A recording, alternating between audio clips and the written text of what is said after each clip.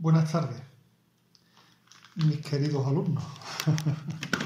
Aunque ya no sois alumnos míos, porque ya he terminado el curso de segundo de bachillerato y por lo tanto yo ya he dejado de ser vuestro profesor. Yo lo que pensabais que os habíais librado de mí, pero he decidido dar una última clase y en esa última clase os voy a mostrar paso a paso cómo se resuelven todos los problemas del examen de selectividad de Andalucía del año 2020 que estuvisteis haciendo hace un par de días. No he hecho el vídeo antes porque he tardado un par de días en conseguir los enunciados del examen. Por supuesto, el examen lo voy a hacer entero. Ya sabéis que en selectividad elegíais la mitad de las preguntas y por lo tanto esto va a ser muy largo. Voy a tardar en hacer esto casi un par de horas o más.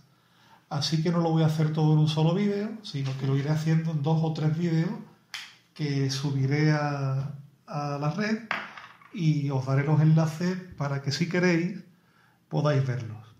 Y de esta manera podréis comparar lo que habéis hecho vosotros con lo que me sale a mí y ver un poquito hasta qué punto habéis acertado.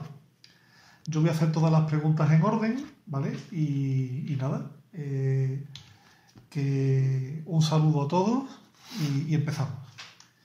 Bueno, vamos a empezar por las 2 preguntas de formulación. En la primera, bueno, la A, bromuro de hidrógeno. Ya sabéis que el bromuro de hidrógeno es un hidruro, ¿vale? Bueno, perdón, un hidruro no, es un haluro de hidrógeno y la fórmula es HBr. El apartado B, óxido de plomo 4, ya sabéis que el oxígeno tiene número de oxidación 2, por lo tanto el óxido de plomo 4 tendría que ser así, pero simplificaríamos la fórmula, con lo que la fórmula final simplificada sería PbO2. El hidruro de bario. El bario solo tiene un estado de oxidación, que es el estado de oxidación 2, y por lo tanto el hidruro de bario tiene una fórmula muy simple, que es esta que estáis viendo aquí, BaH2. No hay otra... No hace falta poner los prefijos porque es el único, ni los números romanos, porque es el único estado de oxidación del bario. El V2O5 es un óxido de vanadio, podríamos nombrarlo de 2 maneras. Si utilizamos la nomenclatura sistemática, pues tendríamos que decir que esto es un pentaóxido de divanadio. De esta manera especificamos los coeficientes estequiométricos de la fórmula, que son 5 para el oxígeno y 2 para el vanadio. Si utilizamos la nomenclatura Stock, el nombre sería simplemente óxido de vanadio, pero como el vanadio puede tener varios estados de oxidación, pondríamos 5 en números romanos para que especifiquemos qué estado de oxidación es. El apartado E es una sal. Esta sal procede del ácido fosfórico. El ácido fosfórico, si os acordáis, es este, H3PO4. En esa sal nosotros le quitamos 2 hidrógenos y ponemos 2 átomos de calcio. Y, como sabéis, el número de oxidación del calcio también es 2, que se lo ponemos al anión. Simplificando, pues al final nos queda la fórmula que os han puesto en el enunciado, que es esta. El nombre sería, por lo tanto, hidrógeno fosfato de calcio. No hace falta poner 2 en números romanos porque el calcio, como sabéis, solo actúa con número de oxidación 2. Y la última fórmula pues es muy simple porque es un ácido oxoácido del azufre con número de oxidación 4 y por lo tanto es el ácido sulfuroso. No el sulfúrico, que como sabéis es H2SO4. Bien, ya tendríamos la primera cuestión de formulación. La otra opción, para quien la haya elegido, permanganato de bario. Mirad, el anión permanganato es un anión MnO4, que sabéis que es monovalente, solo tiene una carga eléctrica, ¿vale? Entonces, El permanganato pondríamos aquí bario y como el bario tiene número de oxidación 2, le pondríamos un 2. Vamos a controlar el tema de los subíndices. Le pondríamos un 2 al permanganato. Y esa es la fórmula del permanganato de bario. Después tendríamos el hidróxido de cesio. El hidróxido de cesio, el cesio es un metal alcalino, el número de oxidación es 1, por lo tanto el hidróxido de cesio es CsOH. No tiene más misterio. El PENT 2-ino. Bueno, el PENT 2-ino ya sabéis que es un compuesto orgánico, es un alquino. El prefijo PENT ya nos está indicando que la cadena principal tiene 5 carbonos, los colocamos y entre el carbono 2 y el 3 va a haber un triple enlace. Ponemos nuestro triple enlace y ya simplemente rellenamos con los hidrógenos, ¿vale? Sería CH3, CC, CH2, CH3. Y ya tendríamos la fórmula del PENT 2-ino. Recordad que doble enlace termina en eno, y el triple enlace, como es el caso, termina en ino. Y esta sería la fórmula del PENT 2-ino. El siguiente compuesto es una sal de mercurio, concretamente es el sulfato de mercurio. Pero claro, el mercurio puede actuar con número de oxidación 2 o con número de oxidación 1. En este caso se trata del sulfato de mercurio 1. Nomenclatura Stock. El E, que aquí no le he puesto yo bien el subíndice por lo que veo, el E es el bromuro de cobalto. Este compuesto se puede nombrar de dos maneras. Si utilizamos la nomenclatura sistemática, utilizaríamos prefijos y entonces estaríamos hablando del dibromuro de cobalto.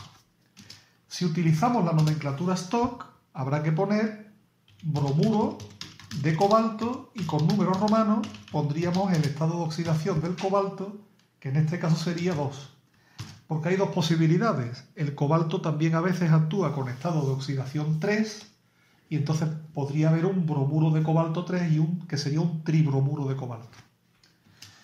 Y por último, en el apartado F, tendríamos otro compuesto orgánico. Quiero que os fijéis bien. En este compuesto orgánico tenemos una cadena orgánica, tenemos otra cadena orgánica y en el centro hay un átomo de oxígeno. Este compuesto es un éter. Y una de las maneras más fáciles de nombrar este tipo de éter es directamente nombrar las dos cadenas orgánicas como si fueran radicales. En este caso sería metil, propil, éter. ¿De acuerdo? Hay otra nomenclatura alternativa de los éteres en el que en este caso nosotros hablaríamos de un propanoximetano, ¿vale? Pero bueno, yo prefiero aquí, que es un éter muy sencillo, simplemente la nomenclatura de este tipo, metil, propil, éter.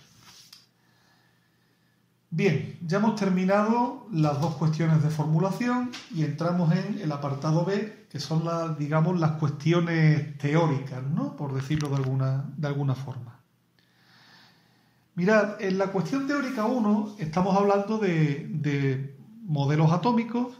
Nos dicen que tenemos un elemento atómico, un elemento con número atómico 20 y nos pide que escribamos los números cuánticos para los electrones de la capa de valencia. Que en base a los números cuánticos de este elemento expliquemos cuántos orbitales hay en un subnivel 3p, cuántos electrones caben en él y que justifiquemos cuál sería el ion más estable de este elemento. Os habréis imaginado que si tenemos un elemento X que tiene un número atómico igual a 20, el punto de partida sería determinar la configuración electrónica. En este caso la configuración electrónica sería 1s2, 2s2, 2p6, 3s2, 3p6, me parece a mí que llevamos vamos a ir contando, ¿verdad? 18 electrones, por lo tanto 4s2. Este es nuestro compuesto, nuestro elemento químico. De hecho, la configuración electrónica ya nos indica el elemento químico de que se trata. Fijaos que la capa de valencia, la vamos a pintar, la vamos a rotular en rojo, la capa de valencia es 4s2, por lo tanto, como la capa de valencia es 4s2, el elemento está en el periodo 4, que sería el cuarto renglón horizontal de la tabla, como sabéis, grupo 2, que ya sabéis que el grupo 2 es el grupo de los metales llamados metales alcalino-térreos. Si pensáis mentalmente en la tabla periódica, berilio, magnesio, calcio. El elemento es el calcio. Es decir, que ya con la configuración electrónica hemos identificado de qué elemento químico se trata. En el apartado A me piden que yo escriba los números cuánticos para los dos electrones de la capa de valencia. Bueno, como la capa de valencia está en el nivel 4, el número atómico principal, número cuántico principal es 4, se trata de un orbital s, luego el segundo número es 0, el tercer número en un orbital s, número cuántico magnético, es 0, y finalmente el número cuántico de spin sería más un medio. El segundo electrón pues tendría como número cuántico principal 4, número cuántico secundario 0 porque es un orbital s, número cuántico magnético 0 y el número cuántico spin sería menos un medio. Y aquí tendríamos los dos números cuánticos de los electrones de la capa de valencia. El número cuántico m vale 4 por ser el cuarto nivel. El número cuántico L vale 0 por ser un orbital S. ¿De acuerdo? Y claro, el número cuántico magnético, si L vale 0, el número cuántico magnético M sub L no puede valer más que 0. Ya tenemos el apartado A. El apartado B, como nos dice cuántos orbitales hay en el subnivel 3p y cuántos electrones caben en él, la respuesta es, en un orbital 3p hay, bueno, en el subnivel hay 3 orbitales p y podemos colocar 6 electrones. Pero claro, esta respuesta, dicha así, no nos vale porque me dice la pregunta claramente que lo explique en base a los números cuánticos. Es decir, me está pidiendo que yo haga todas las combinaciones posibles de números cuánticos. Mirad, todas las combinaciones posibles de números cuánticos, como el nivel es el nivel 3, el número cuántico principal es el 3. Como se trata de un orbital p, el número cuántico secundario vale 1. Y después ya los otros números cuánticos pueden variar. De hecho, como hay 6 electrones, va a haber 6 combinaciones. Voy a copiar esta. Aquí tengo 3, 4, 5 y 6. Y voy a ir completando todas las combinaciones. Lo más sencillo sería 3, 1, menos 1, más un medio. Ya tenemos una combinación. Siguiente combinación, 3, 1, menos 1, menos un medio. Ya tenemos otra combinación. Ya sabéis que no podemos repetir, por el principio de exclusión de Pauli, no se puede repetir ninguna combinación. La siguiente combinación tendría que ser forzosamente 3, 1, 0, más un medio, y por lo tanto, la siguiente combinación sería 3, 1, 0, menos un medio. Aquí sería 3, 1, menos 1, más 1/2, y aquí sería 3, 1. Perdón, menos 1 no, más 1. Y aquí sería 3, 1, 1, más 1/2. Es decir, que fijaos que en este subnivel solamente existen 6 combinaciones posibles de números cuánticos y solamente podemos colocar, por tanto, 6 electrones. Esto se debe a que, por el principio de exclusión de Pauli, solo son posibles 6 combinaciones de números cuánticos. Bien, y ya hemos explicado la pregunta, pero la hemos explicado como quería el examinador, en base a los números cuánticos. La tercera pregunta, o el tercer apartado, ¿cuál sería el ion más estable? Un ion muy estable sería el ion calcio 2, o si lo preferís, calcio con 2 cargas positivas.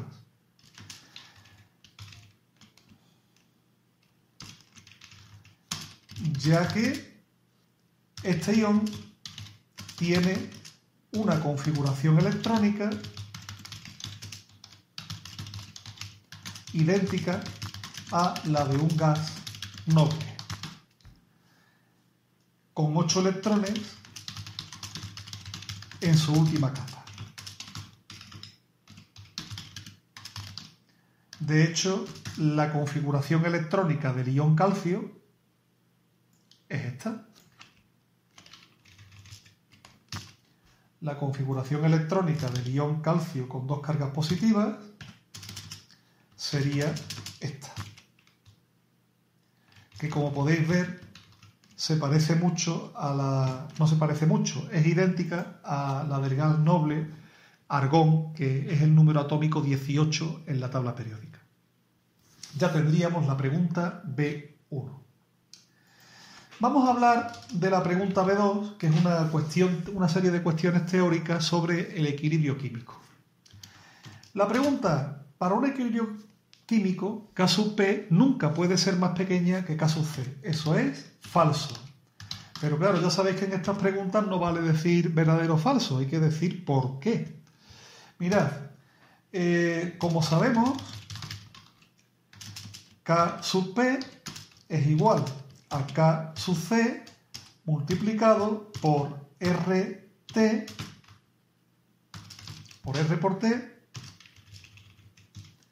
elevado a incremento de n, elevado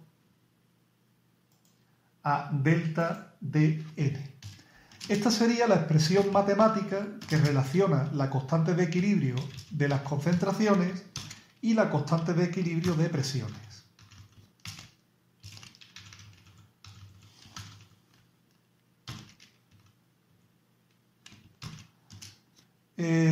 K sub P puede ser mayor, menor o igual a K sub C dependiendo de lo que valgan R, de lo que valgan la temperatura T y delta de N. Claro, porque R fijo, R vale 0,082 atmósferas litro por Kelvin mol. Eso no cambia. Pero si la temperatura es muy alta e incremento de N es un número positivo, puede ser que este factor sea mayor que 1 y en cuyo caso K sub P será mayor que K sub C.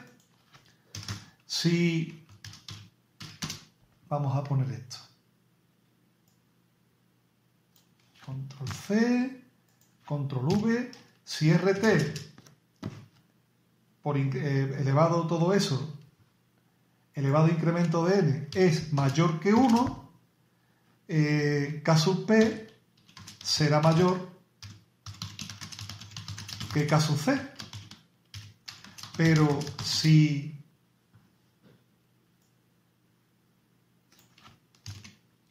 este factor RT elevado a incremento de n, en lugar de ser mayor que 1, es menor que 1, da la casualidad de que eso vale menos que 1. Yo quería haber puesto menor, eso. K sub P será menor que K sub C. Incluso puede darse el caso de que este factor sea igual a 1. Y claro, si ese factor vale igual a 1, entonces K sub P sería exactamente igual a K sub C.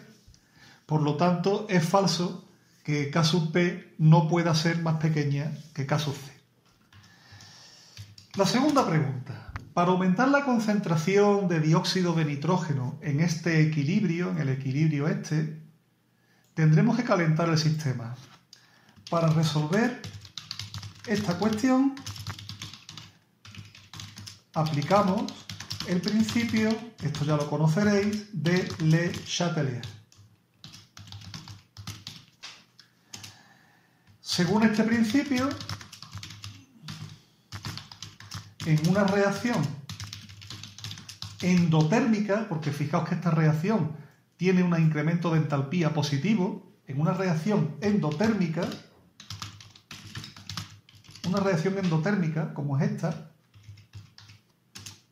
se ve favorecida por un aumento de temperatura.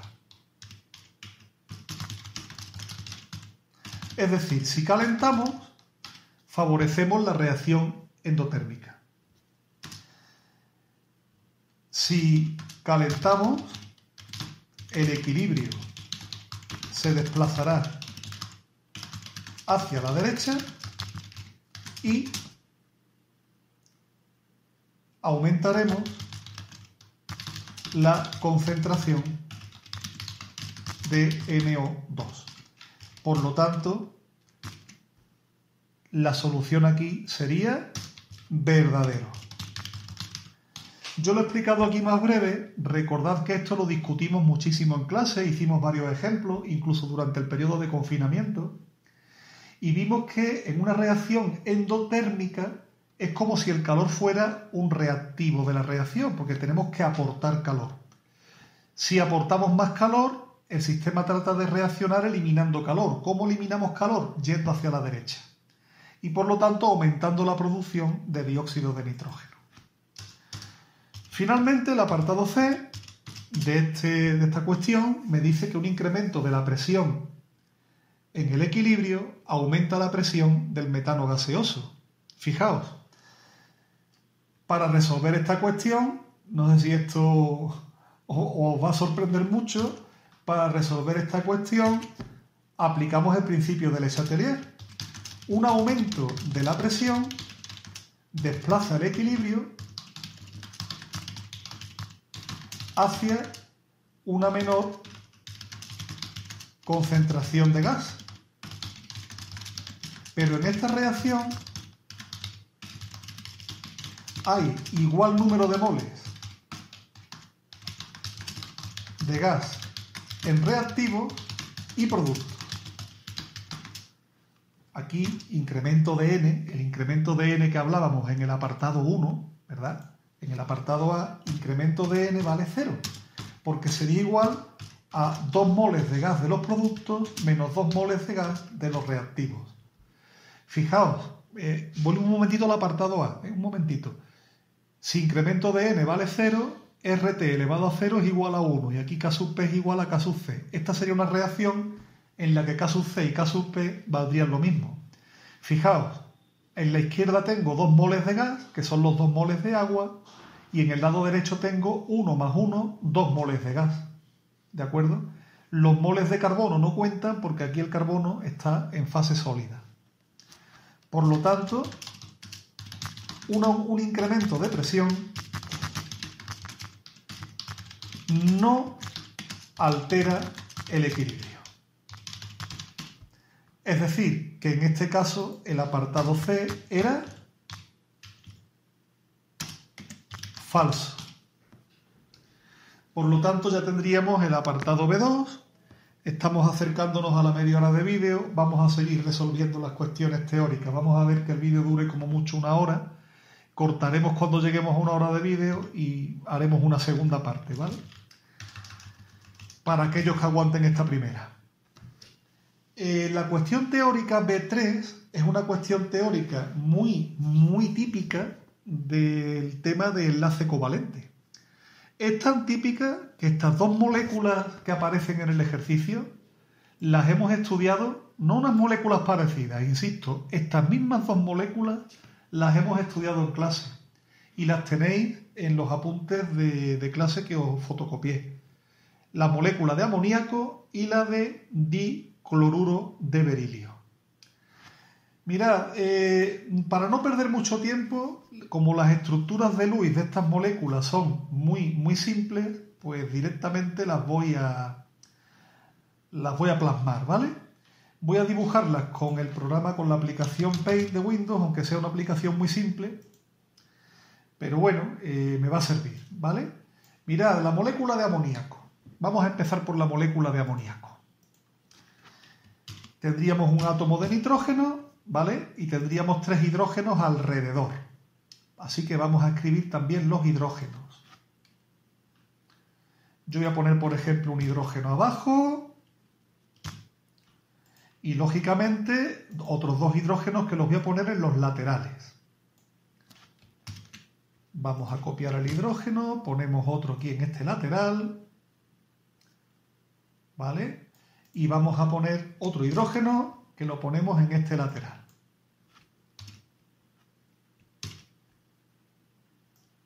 Aquí.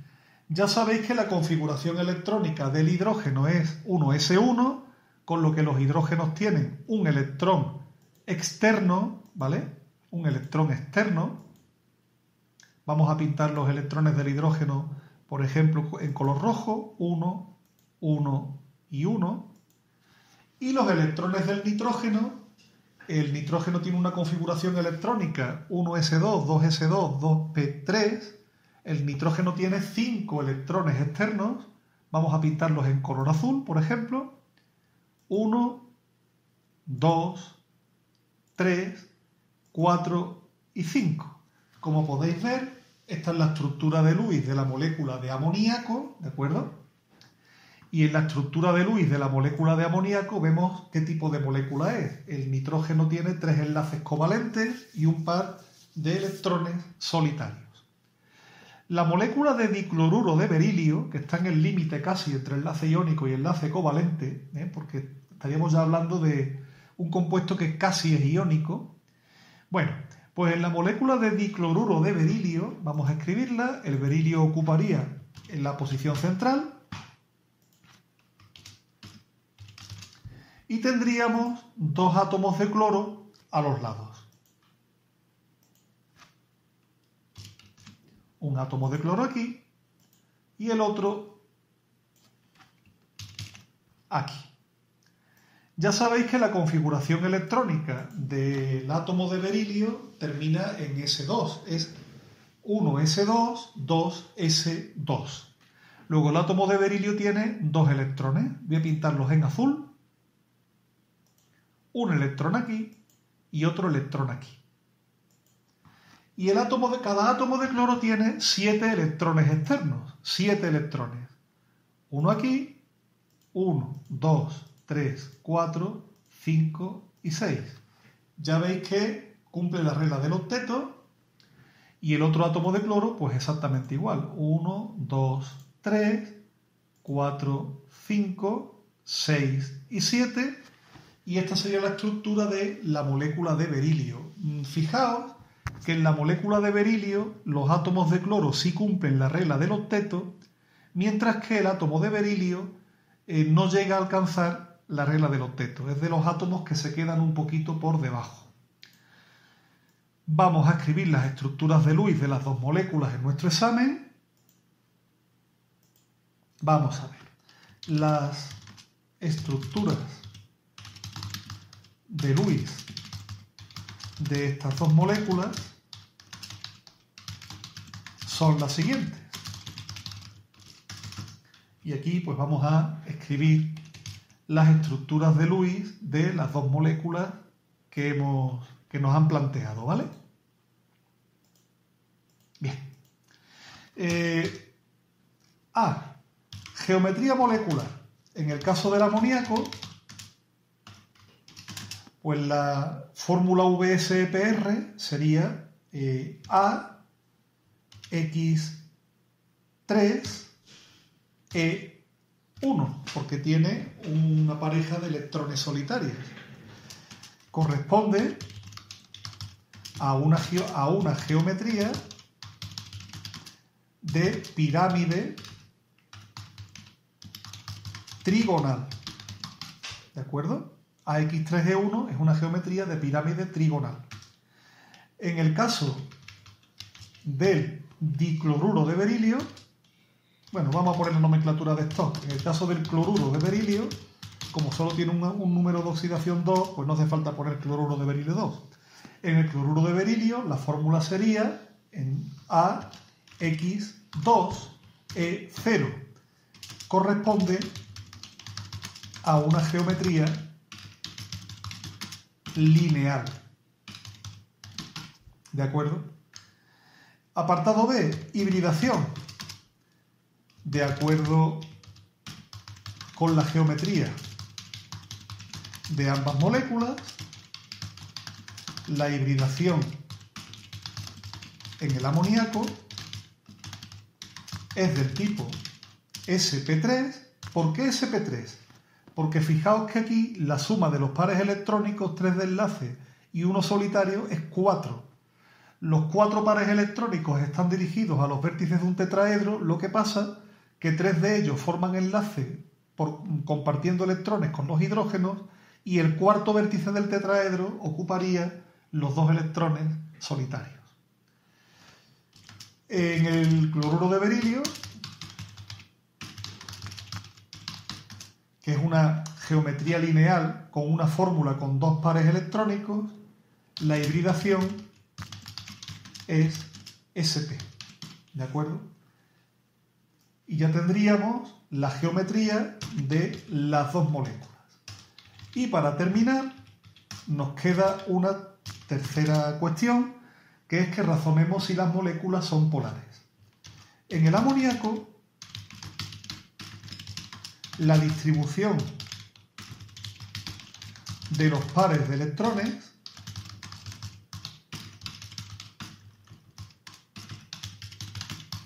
no es simétrica debido al par solitario. La molécula será polar. En el cloruro de berilio,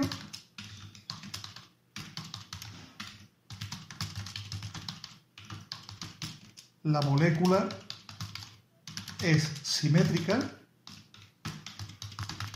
y así lo es la distribución electrónica. La molécula es apolar. Y ya veis que hemos contestado las 3 cuestiones que aparecían en la B3. Bueno, el apartado B4, os confieso que este hubiera sido uno de los que yo hubiera cogido sin duda, porque me parece que es de los más fáciles, pienso yo. Pero bueno, cada uno puede tener su opinión. Nos dan los números atómicos de varios elementos, y en base a estos números atómicos me preguntan cuál es un metal alcalino, cuál es más electronegativo, cuál es el de menor energía de ionización. Bueno, pues lo primero son las configuraciones electrónicas de los 3 elementos químicos que nos dan aquí. Voy a utilizar el truco del copia-pega con la configuración electrónica del calcio, ¿vale? Para no tener que hacer mucha copia. Mirad, aquí tendríamos las configuraciones electrónicas. El elemento A tiene Z igual a 9, por lo tanto su configuración electrónica es esta.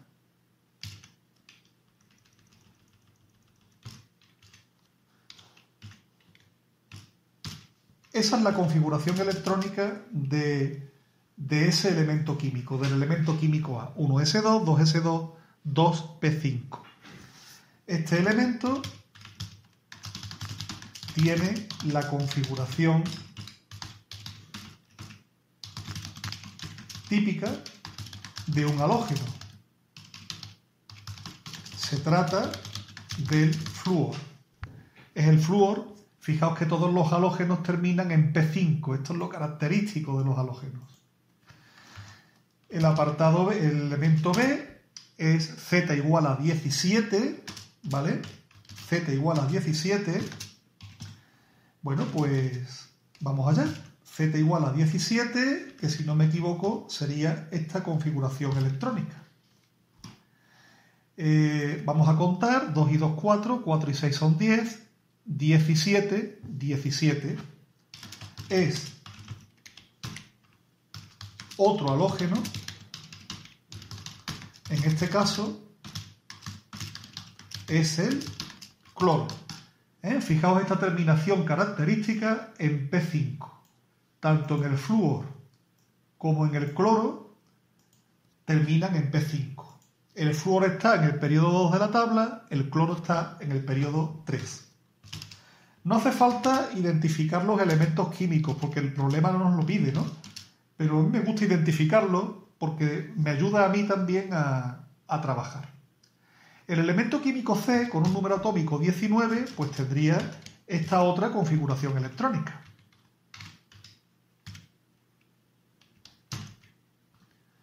Y como podéis ver, lo voy a dejar en rojo, este elemento termina en S1, lo que indica que es un metal alcalino, el potasio. ¿Vale? Entonces fijaos que ya hemos identificado quién es el metal alcalino, que era lo que nos van a preguntar en el apartado A. Y el elemento D, pues directamente nos ha salido en otra de las cuestiones de este examen, Z igual a 20, nos salió en una cuestión anterior, fijaos, voy a ir atrás, y ¿dónde lo teníamos? Aquí, el elemento del número atómico 20, ¿no? Que ya vimos que era el calcio, ¿no? Bueno, pues, configuración electrónica. Esta se trata del calcio, un metal alcalino térreo. Bueno, pues ya están contestadas con esta identificación. Ya contestar las preguntas no debería ser un problema para nadie, ¿no? Que haya estudiado un poco de química en segundo.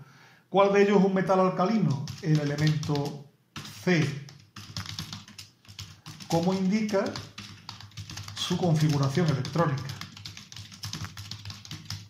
Es el potasio. La pregunta B, ¿cuál de ellos es más electronegativo? Los halógenos son los elementos más son elementos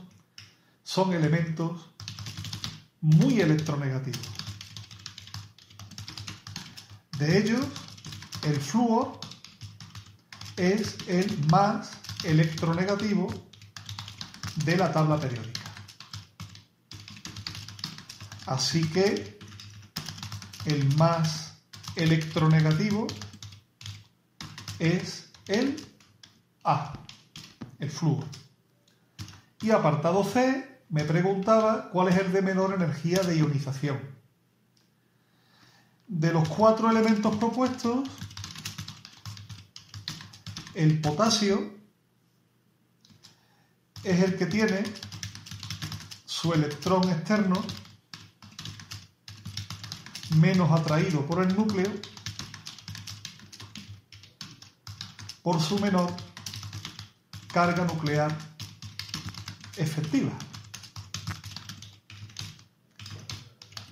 Además, la pérdida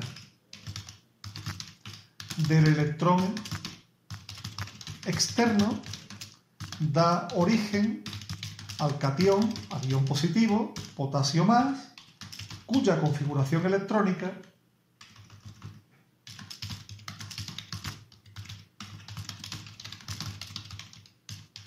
es muy estable. Por eso el potasio es el de menor energía de ionización, ¿vale? Y ya tendríamos contestada la pregunta. Hombre, si queréis cuya configuración electrónica, bueno, pues podríais haber puesto, sin ningún problema, podríais haber puesto aquí la configuración electrónica del ion potasio. Bueno, vamos a ver si la configuración electrónica del potasio es esta de aquí. El catión potasio, perdiendo un electrón, pierde esto y veis que tiene una configuración típica de gas noble. Por eso es tan fácil, entre comillas, quitarle el electrón al potasio. Bueno, ahora una cuestión de las que os gusta, que es la cuestión sobre ácido-base, ¿no? Ya sabéis que para que una sustancia sea ácida, básica o anfótera, tenemos que ver la estructura, ¿no? ¿Qué especies actúan solo como ácido? ¿Qué especies actúan solo como base? ¿Qué especies pueden actuar como un ácido o como una base? Pues mirad, empezamos. Este ion es el ion hidrógeno sulfato. Puede actuar como ácido y como base. ¿Por qué? Porque en teoría puede actuar en teoría, ¿eh? Ojo, aquí hay que andar con un poquito de cuidado, porque esta pregunta puede tener un poco trampa, ¿no? Puede actuar en teoría como ácido y como base. De acuerdo con las reacciones, y este ion puede dar lugar a dos reacciones. Por un lado, el ion HSO4-, el ion podría reaccionar con agua y reaccionar como un ácido. Podría reaccionar con agua como un ácido y producir, pues, el ion sulfato, SO4, 2- más H3 o más. Sería la reacción del ácido, ¿vale? Pero también en teoría el HSO4 con una carga negativa podría actuar con el agua aceptando un protón del agua y en tal caso produciría el ácido sulfúrico H2SO4 más iones OH. Esta podría ser la respuesta, pero es incorrecta, ¿eh? Vamos a matizarla. Yo creo que ya algunos de vosotros ya os habéis dado cuenta, incluso algunos estaría pensando que yo me estaba empezando a equivocar seriamente. Bueno, mirad. HSO4, voy a poner los superíndices y los subíndices, aunque perdamos un poco de tiempo. Podéis aprovechar este tiempo para comprender por qué esta respuesta que yo doy aquí, en principio, es incorrecta. Pero en realidad, y ahora viene la respuesta correcta, ¿no? En realidad, el ion hidrógeno sulfato no puede actuar como base porque el ácido sulfúrico es un ácido fuerte. Ojo, la segunda reacción no se da. Es decir, esta segunda reacción que yo voy a señalar en color rojo no se puede producir porque el ácido sulfúrico es un ácido fuerte y por lo tanto este ion no puede actuar como base. Por lo tanto, el ion hidrógeno sulfato actúa solo como ácido. Esta sería la respuesta correcta. Vamos al siguiente ion. Perdón, el siguiente ion, la siguiente especie química, el HNO2. Bueno, el HNO2 es el ácido nitroso. El ácido nitroso, su propio nombre ya nos dice lo que es, ¿verdad? Es un ácido. el HNO2 reacciona con el agua. Según esta reacción, aquí, claro, sería el ion nitrito, ¿vale? Sería el ion nitrito. El HNO2, el ácido nitroso, actúa solo como ácido, ¿vale? Solo como ácido. En realidad esta flecha estaría mal porque el ácido nitroso no es un ácido fuerte, es un ácido débil. Luego esto no es en realidad una reacción cuantitativa, es un equilibrio químico. Yo voy a poner, en vez de una doble flecha, voy a poner un signo de igual. Siguiente especie. Hemos visto ya el ácido sulfúrico, el ácido nitroso, el ion sulfuro. El ion sulfuro es la base conjugada del ácido sulfídrico. Solo actúa como base. Es decir, el ion sulfuro solamente puede actuar como base. La reacción, por si la queréis, es la siguiente. El ion sulfuro con dos cargas negativas en un medio acuoso, pues actúa captando un protón del agua, con lo que se convertiría en el ion hidrógeno sulfuro más OH. Y de ahí viene su carácter básico. Alguno estará pensando si no podría capturar un segundo protón, ¿vale? No podría capturar un segundo protón y entonces se convertiría en el ácido sulfídrico. La respuesta es sí, pero ya que capta el segundo protón no es el ion sulfuro, sino el hidrógeno sulfuro, con lo que no hace falta poner la segunda reacción. Ya tenemos 3, nos quedan otros 3. El amoníaco. El amoníaco actúa solo como base. Según la reacción del amoníaco, si la conocéis, estáis bastante familiarizados. El amoníaco es una base débil, como ya sabéis, y yo creo que estáis familiarizados con la reacción del amoníaco. El amoníaco es medio acuoso, NH3, reacciona con el agua, captando un protón del agua que lo convierte en NH4, ion amonio,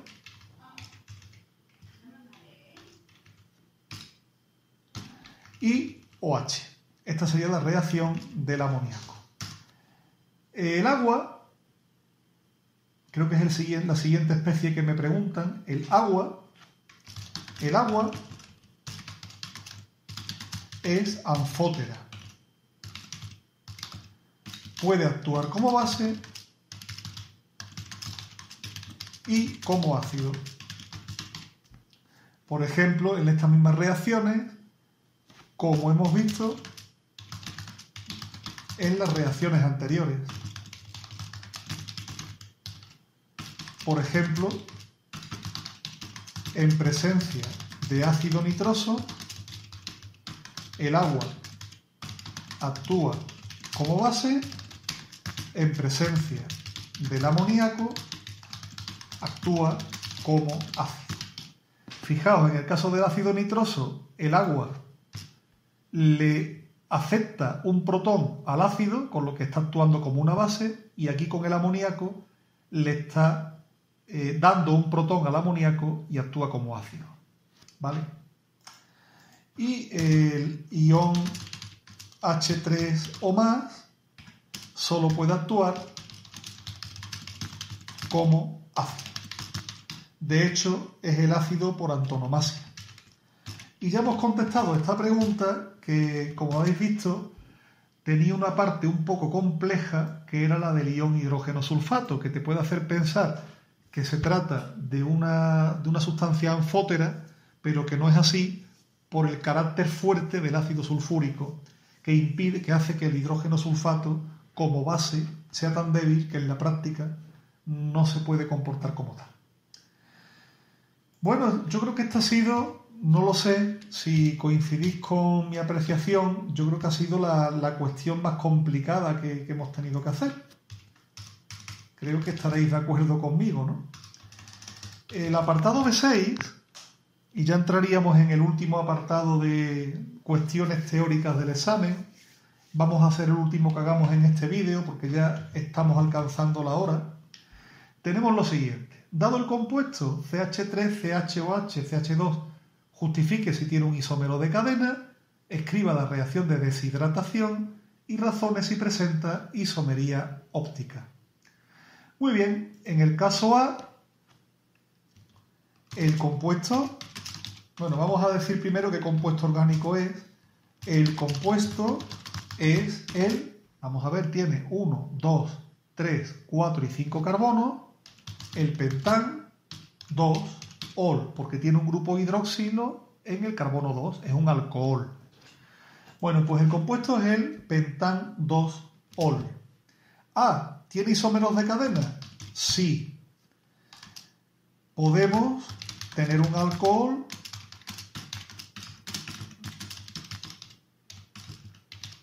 de cadena ramificada.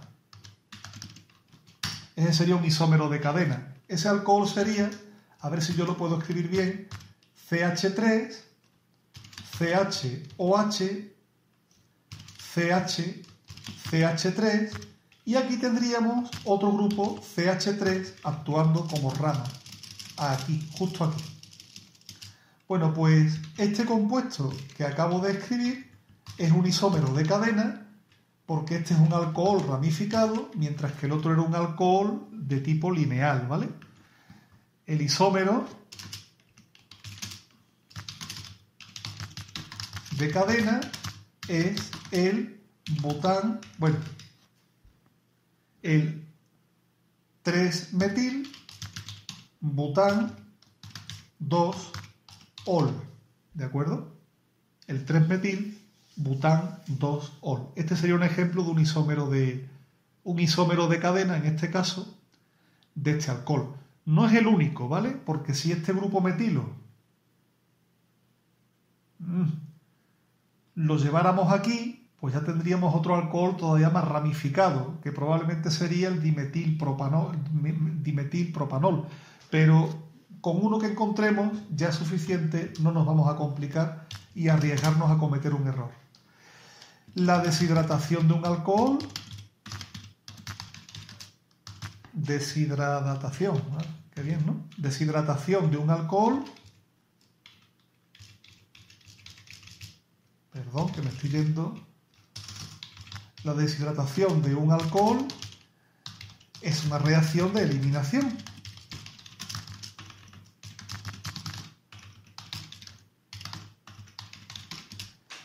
En ella se produce un alqueno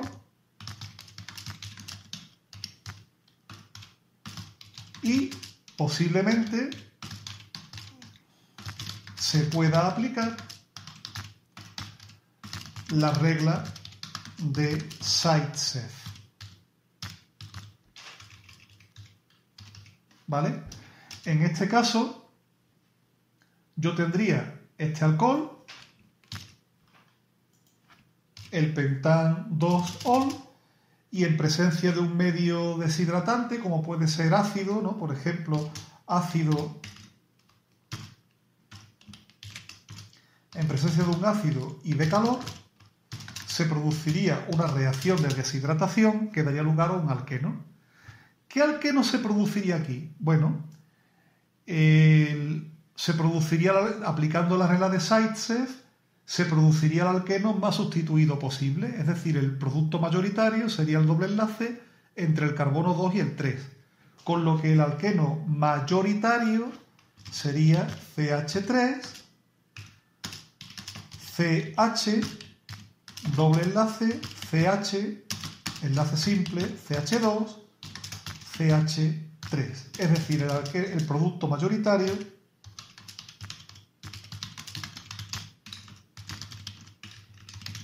es el pent 2-eno.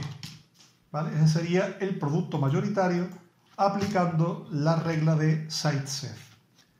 ¿Podría producirse el pent 1-eno? La respuesta sí, se podría producir el pent 1-eno. Lo que ocurre es que sería el producto minoritario, el que se produce en menos proporción. Y finalmente terminaríamos con el apartado C, razones si presenta isomería óptica. El pentandosol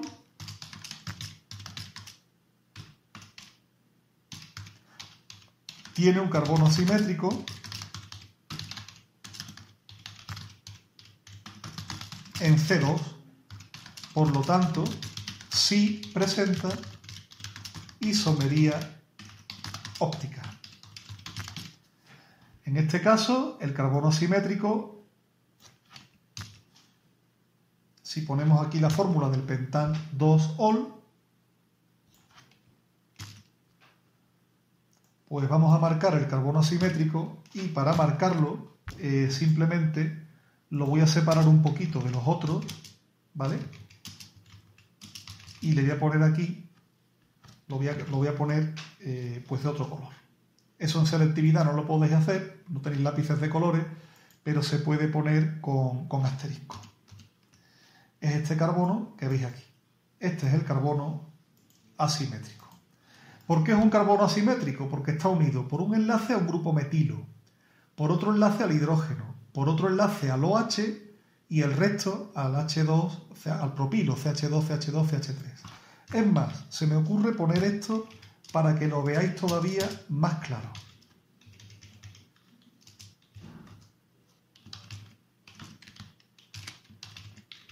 Yo creo que ahora se ve un poquito más claro. Este carbono está unido con 4 enlaces, CH3, CH2, CH2, CH3, hidrógeno y OH.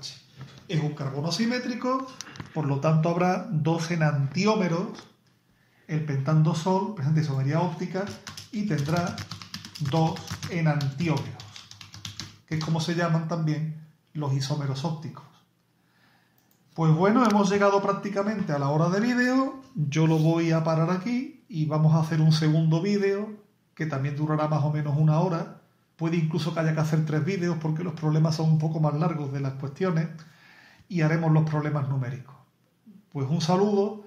Lo he hecho muy rápido y no es excusa, pero si he cometido algún error os agradecería que me lo comentaseis para corregirlo, porque he ido rápidamente y puede que con la rapidez de la explicación pues se me haya podido pasar algo.